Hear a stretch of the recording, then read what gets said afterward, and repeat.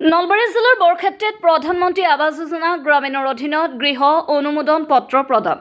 আজি সমগ্ৰ ৰাজ্যখনৰ মুঠ 3,88,358টা পৰিয়াললৈ PMAYৰ আৱাস গৃহৰ অনুমোদন পত্ৰ প্ৰদান কৰা হয়। ৰাজ্যৰ প্ৰতিটো বিধানসভা সমষ্টিতে অনুষ্ঠিত হয় উক্ত কাৰ্যসূচী। বৰক্ষেত্ৰী বিধানসভা সমষ্টিৰ অন্তৰ্গত জাগাৰাত অনুষ্ঠিত হোৱা অনুষ্ঠানটিত সমষ্টিটোৰ মুঠ 4,684 গৰাকী হিতাধিকাৰীক অনুমোদন পত্ৰ প্ৰদান কৰা হয়। অনুষ্ঠানত মুখ্য অতিথি হিচাপে উপস্থিত থাকে প্ৰাক্তন বিধায়ক তথা JMDৰ অধ্যক্ষ নাৰায়ণ ডেকা।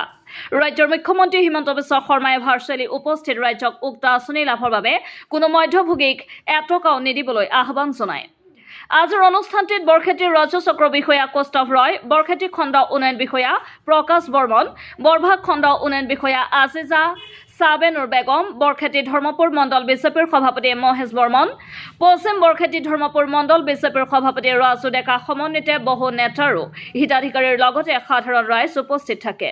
আমি ধন্যবাদ দিব লাগিব তেখেতৰ উদ্যোগত আমাৰ বিভাগীয় মন্ত্ৰী ৰঞ্জিত দাস ডাঙৰীয়াৰ উদ্যোগত আমাৰ প্ৰায় আজি 3,88,000 পৰিয়ালে প্ৰধানমন্ত্ৰী আৱাস যোজনা ঘৰ পাবলৈ সক্ষম হৈছে।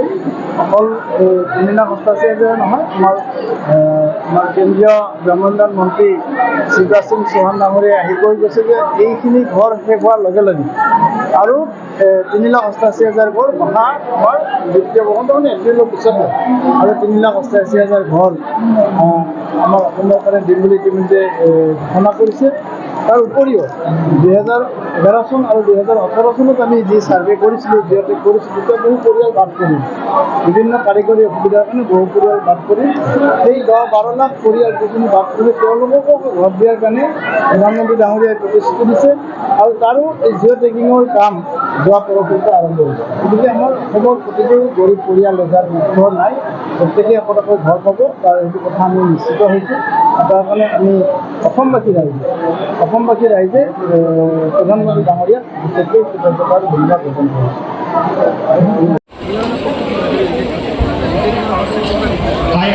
গাঁও পঞ্চায়তৰ সন্মানীয় হিতাধিকাৰী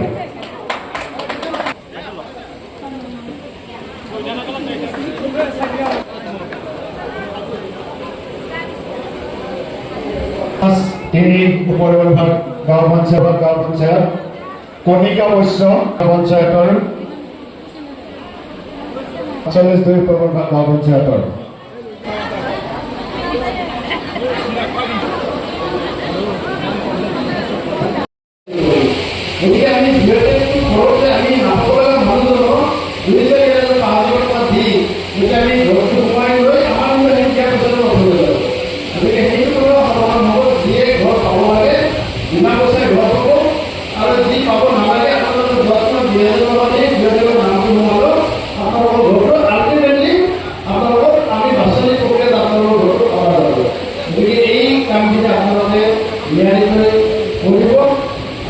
নলবাৰীৰ পৰা চম্পক বৈশ্য ৰিপৰ্ট, আছাম লোকেল।